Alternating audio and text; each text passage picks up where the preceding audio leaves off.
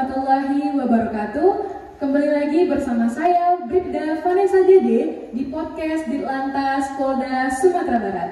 Seperti yang sahabat lalu lintas lihat sekarang, saya sudah berada di aula Ditlantas Polda Sumatera Barat bersama narasumber kita. Ada Kasat Lantas Polresta Padang, Bapak AKP Alvin sudah di sini. Nah, bisa sapa-sapa dulu, Pak. Sahabat lalu lintas di rumah. Hai sahabat lalu lintas, bersama kami Kasat Lantas Polresta Padang hari ini mengikuti podcast Ditlantas Polda Sumatera Barat. Kita akan tanya jawab dengan Bu Vanessa ya. Baik, dengan Pak. Bu Vanessa. Terima kasih atas undangannya. Baik, Pak. Nah, sebelum mulai pada topik kita pada siang hari ini, Pak, mungkin bisa dijelaskan sedikit profil Bapak sebagai Kasat Lantas di Polresta Padang, Pak. Mungkin perjalanan dinas Bapak sebelum berada di jabatan ini, Pak. Jadi harus perkenalan dulu ya. Baik, Pak. Jadi nama saya Alvin, sudah sesuai. Kemudian saya lulusan Akademi Kepolisian tahun 2010. Penempatan pertama di Polda Sulawesi Tenggara. Setelah itu mengikuti pendidikan PTIK. Kemudian ditempatkan di Polda Sumatera Barat. Sekarang terakhir berdinas di Kasat Lantas Polresta Padang. Kalau kami sendiri orang Sulawesi Tengah, Palu. Kalau Bu Vanessa, Padang? Asli orang Padang.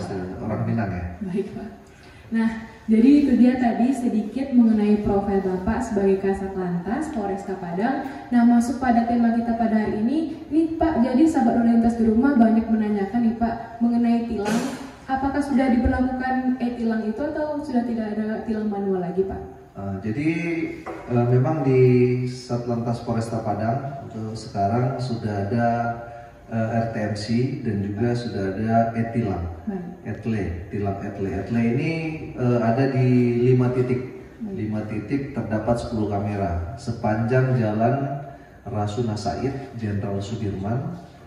Jadi mulai dari simpang DPRD Provinsi, di situ ada 2 kamera, kemudian nanti di simpang Ladang ada 2 kamera, kemudian di simpang Jambria ada 2 kamera, di simpang Kandang atau simpang Bank Mandiri ada 2 kamera, kemudian di simpang Polresta ada 2 kamera. Jadi totalnya ada 10 kamera. Jadi etle sendiri itu adalah etle statis, jadi dia akan menangkap pelanggar. Jadi bagi para masyarakat yang mengendarai kendaraan bermotor agar melengkapi kelengkapannya pada saat berkendara, terutama pelanggaran-pelanggaran kasat mata. Karena kalau melintas di daerah tersebut tidak pakai helm itu langsung tertangkap kamera secara otomatis. Gitu, iya, baik siang ataupun malam itu ada flashnya. Dia akan menangkap dan melihat pelanggarannya apa. Kalau dia tidak memakai helm, langsung terbaca pelanggarannya tidak memakai helm. Kemudian kaca film mobil pun yang gelap pun akan tembus pandang karena dia ada sinar infrarednya, sehingga bisa kelihatan tidak memakai safety belt atau menggunakan HP saat berkendara, karena itu sangat berbahaya. Jadi itu termasuk pelanggaran lalu lintas. Kemudian nanti dia akan membaca dari kode plat. Jadi platnya apa, TNKB-nya apa. Kalau plat kendaraannya misalnya BA 1990, nah itu dia terbaca alamatnya di mana. Setelah terbaca alamatnya diketahui, kemudian kita akan mengirimkan surat konfirmasi kepada pelanggar bahwa menyatakan pelanggar tersebut pada jam sekian hari sekian di lokasi jalan ini telah melakukan pelanggaran lalu lintas. Kemudian yang bersangkutan akan mengkonfirmasi bahwa benar itu yang bersangkutan dan kita akan memberikan surat tilang. Jadi tetap ditilang untuk kepada pelanggaran para pelanggar. Baik, berarti untuk manual berarti sudah benar-benar tidak ada atau gimana nih Pak? Ini berdasarkan instruksi Bapak Presiden dan Bapak Kapolri. Kemarin kan lagi ramai nih.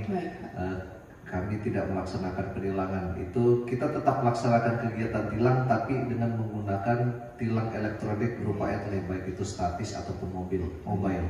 Jadi tetap apabila ada pelanggar kita akan melaksanakan kegiatan penindakan baik menggunakan etle statis ataupun mobile. Kemudian dengan mengedepankan kegiatan preventif sini artinya bagaimana kita mencegah, yaitu kami akan melaksanakan kegiatan patroli karena kan etle tidak ada di mana-mana, kemudian pelanggar ada di mana-mana. Selama ada jalan raya mungkin bisa ada pelanggar, selama ada orang mengendarai kendaraan bermotor. Disitulah tugas kita sebagai kepolisian, selalu memberikan edukasi. Apabila kita ketemu pelanggar kita akan beredukasi. Kita akan memberikan edukasi kepada mereka tentang pentingnya dia harus tertib. Misalnya tidak menggunakan helm, ya helm itu kegunaannya untuk apa? Selain melindungi kepala, juga selain bisa melindungi pandangan kita dari sinar matahari yang begitu panas. Sehingga ya debu-debu. Apalagi kalau hujan kan, ngetes kayak jarum ditusuk-tusuk itu kan. Akhirnya kalau bawa motor oleng jadinya, oleng bisa nabrak. Makanya itulah kegunaan helmnya harus sesuai SNI. Itulah kita akan mengedukasi para pengendara sehingga mereka bisa mau secara tertib untuk menggunakan helm dan tertib lalu lintas. Kemudian di lokasi-lokasi keramaian kita akan tempatkan juga personil-personil. Tiap pagi kan lihat nih, kalau jalan pagi pasti ada personil anggota lantas pada saat jam-jam sibuk. Kemudian pada saat sore hari, kemudian jam-jam macet, kita selalu hadir untuk masyarakat. Di samping kita membantu untuk mengurai kemacetan, itu juga sebagai warning apabila warga melihat ada polantas kan agak-agak takut kan untuk melanggar kan pasti kan. Alhamdulillah.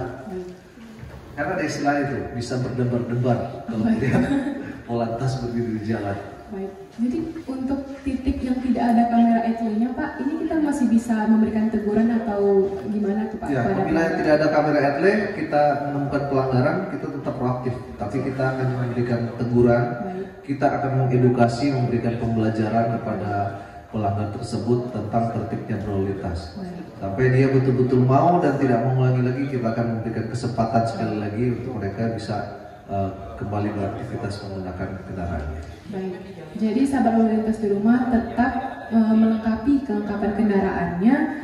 Jadi tidak tertangkap oleh kamera itu ya Pak ya. Dan jadi jangan senang dulu. Ada kamera di mana-mana. Ada polantas di mana-mana yang akan selalu mengingatkan dan mengedukasi masyarakat agar tertib berlalu lintas. Baik, Pak. Selanjutnya Pak, mengenai SIM nih Pak, pembuatannya berada di Polresta Padang ya Pak ya. Mungkin sahabat lalu lintas di rumah yang mau buat SIM, ada juga yang nanya persyaratannya apa saja sih Pak? Mungkin bisa dijelaskan sedikit Pak. Jadi kita di Polresta Padang memiliki satpas pembuatan SIM. Jadi bagi masyarakat yang menggunakan kendaraan bermotor wajib memiliki SIM karena itu diatur oleh Undang-Undang Lalu Lintas Nomor 22 Tahun 2009 tentang lalu lintas angkutan jalan. Bagi siapa yang tidak memiliki SIM, dia akan dikenakan tilang dan bisa didenda sebanyak 1 juta bagi yang tidak memiliki. Yang tidak membawa atau menunjukkan itu akan didenda sebanyak 500.000 yang nanti penentuan besaran dendanya adalah di pengadilan. Kemudian pembayarannya lewat BRI. Jadi bagi yang mau memiliki SIM sendiri, silakan datang ke Polresta Padang. Syaratnya cukup mudah. Yang penting pertama berumur 17 tahun. Jadi di bawah 17 tahun belum boleh untuk memiliki SIM. Yang kedua harus membawa KTP. Jadi dia membuktikan bahwa yang bersangkutan adalah 17 tahun dengan membawa KTP. Ya, kemudian harus ada surat keterangan jasmani, kesehatan jasmaninya, kemudian kesehatan rohaninya. Jadi orang yang psikologinya, rohani ini dinyatakan dalam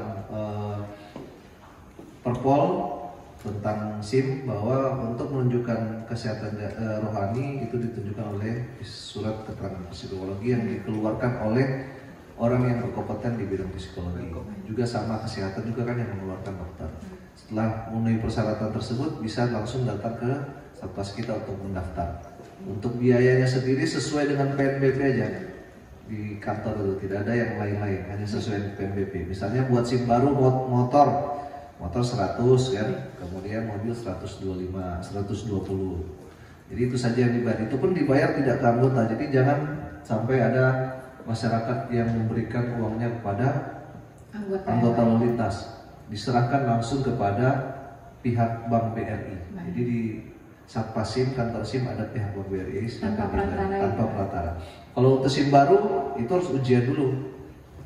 Ya, langsung dia harus mengikuti ujian, dia harus dites dulu. Jadi ketika setelah mendaftar dia akan dites pertama ujian teori. Ujian teori di sini menggunakan komputer. Nanti ada soal-soal yang diberikan. Kalau lulus nanti dia akan diberikan ujian lagi, ujian praktek. Kalau lulus baru bisa mencetak SIM. Jadi ya tidak ada yang sulit.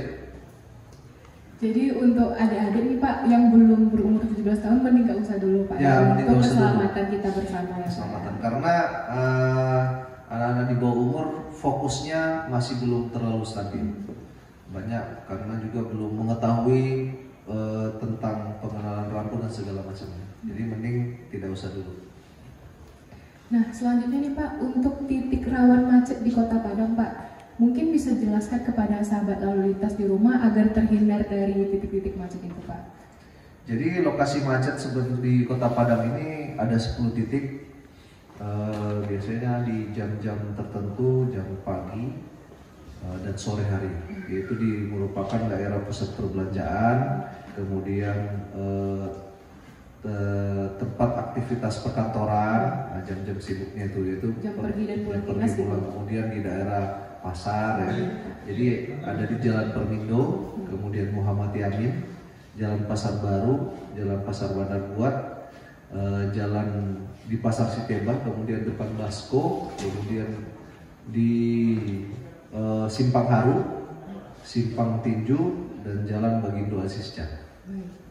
Nah, tadi itu dia titik-titik rawan macet yang ada di Kota Padang ya Pak ya. Nah, selanjutnya Pak, ini kan lagi tren ya Pak, balap liar di kota-kota lain Pak. Untuk di Kota Padang sendiri Pak, apakah sudah ada balap liar dan bagaimana Polresta Padang dalam menindaklanjutinya Pak? Jadi ini kan termasuk salah satu tren ya, mungkin karena orang mempunyai kendaraan, adanya balap-balap liar. Di sini ada beberapa lokasi yang terindikasi bisa terjadinya balap liar. Perkumpulan banyak anak-anak muda mau melaksanakan, terutama di jam-jam dini hari ya, waktunya dini hari, karena mungkin pada saat sepi mereka berkumpul. Jalanan kosong ya. Padahal kalau balap-balapan liar itu membahayakan nyawa kita loh. Jangan sampai jatuh malah masuk rumah sakit, berbahaya buat diri sendiri kan. Tapi ya itu mungkin lagi tren. Jadi di sini lokasinya ada di bypass Anak Air, kemudian ada di Khatib Sulaiman. Tapi kita sudah melaksanakan kegiatan berapa kali, kita sudah razia operasi ke daerah tersebut, sudah beberapa kendaraan yang kita amankan, yang kita tindak tegas dengan berupa tilang, kemudian kita sita untuk knalpot racingnya, ya kita suruh ganti, dia silakan ganti baru boleh dibawa kembali ya. Kita ganti supaya dia tidak menggunakan itu, karena kalau menggunakan knalpot bising itu selain suaranya mengganggu orang, mungkin tingkat kepercayaan dirinya semakin meningkat. Ya. Harusnya dia gasnya pelan, jadinya tambah kencang karena suaranya nggak enak kalau nggak keras kan, dia nggak sadar tuh udah 100 nih, tahu-tahu nabrak dang masuk rumah sakit ya, kan rugi buat dia sendiri. Itu udah. Tapi sekarang kita sudah lebih kegiatan preventif. Jadi mulai dari pukul 11 sampai pukul 3 subuh kita menempatkan personil di situ. Silakan mungkin nanti bisa ngecek lewat, ada 6 personil kita sudah buat regu 2 shift bergantian untuk pencegahan. Jadi patroli di seputaran situ, namanya Blue Night Patrol, menggunakan patroli biru dengan rotator biru kan, sehingga orang tidak mau lagi untuk melaksanakan kegiatan balapan liar di situ. Ya semoga seluruh warga Kota Padang juga sudah mulai tertib dan cerdas, sehingga tidak usah melaksanakan kegiatan yang membahayakan diri sendiri. Nah itu dia tadi sedikit mengenai balap liar. Jadi untuk sahabat lalu lintas di rumah, jangan pernah melaksanakan balap liar karena itu merugikan diri sendiri dan orang lain juga ya Pak ya. Yeah. Nah selanjutnya Pak, sebelum kita tutup nih Pak, mungkin ada sedikit closing statement dari Bapak untuk sahabat lalu lintas di rumah mengenai pesan-pesan berlalu lintas Pak. Pesan-pesan saya kepada seluruh masyarakat Kota Padang, marilah kita budayakan dari diri kita sendiri untuk tertib berlalu lintas, sehingga bisa memberikan pengaruh kepada orang lain, mengajak yang lain untuk juga tertib berlalu lintas, sehingga kita bisa meminimalisir terjadinya kecelakaan lalu lintas. Karena kecelakaan terjadinya dimulai oleh adanya pelanggaran-pelanggaran lalu lintas. Mungkin itu saja. Terakhir, jatuh di aspal tidak seindah jatuh cinta. Nah, sebelum kita tutup nih Pak, perlu kami informasikan kepada sahabat lalu lintas di rumah untuk selalu mengakses Instagram, TikTok, dan YouTube Ditlantas Polda Sumatera Barat untuk mengetahui informasi terkini di lalu lintas, khususnya di wilayah hukum Polda Sumatera Barat. Dan juga ada Instagram Satlantas Polresta Padang, Satlantas Polresta PDG. Nah, silakan di follow untuk sahabat lalu lintas di rumah ya Pak ya. Oke. Saya terima kasih Terima kasih Pak ya. meluangkan waktunya pada siang hari ini Pak. Untuk sahabat lalu lintas di rumah, selamat melanjutkan aktivitas. Stop pelanggaran, stop kecelakaan, jadilah pelopor keselamatan berlalu lintas. Sampai bertemu di podcast selanjutnya dengan bintang tamu atau narasumber dan topik menarik lainnya. Saya tutup. Wassalamualaikum warahmatullahi wabarakatuh.